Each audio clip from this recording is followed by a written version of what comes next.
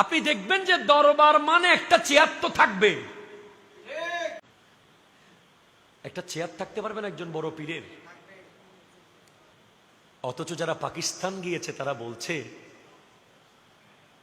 তাদেরকে অনেক, কিরে ভাই আপনাদের ছবিতে ভিডিওতে হুজুরের বড় চেয়ারটা দেখি না কেন?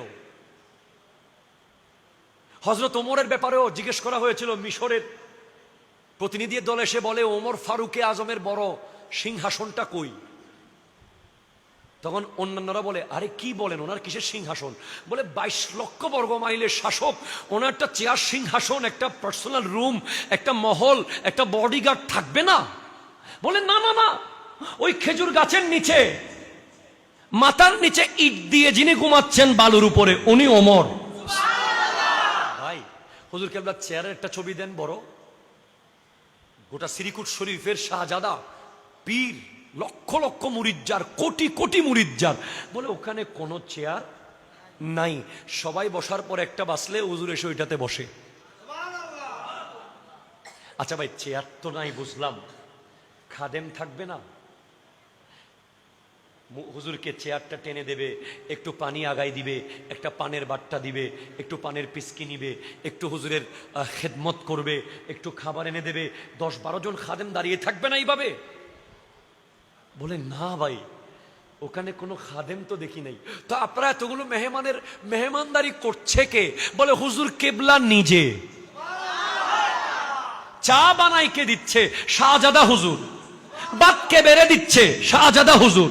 মশারিকে টাগিয়ে দিচ্ছে হুজুর নিজে এসে। কি বলেন? পীরে আবার মুরিদের ভাতের তরকারি বেড়ে দেয়? হ্যাঁ দেয় দেয় দেয়। আচ্ছা ভাই ঠিক আছে, চেয়ারও নাই, খাদেমও নাই, ড্রাইভার তো থাকবে? বলে না, এয়ারপোর্টে তো কাশেম শাহ হুজুর নিজে ড্রাইভ করে এসেছেন, যিনি ব্যারিস্টার।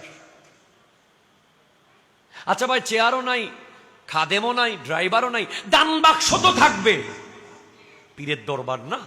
বলে ভাই এত চেষ্টা করেছি একটা দান বাক্স পাইলাম না।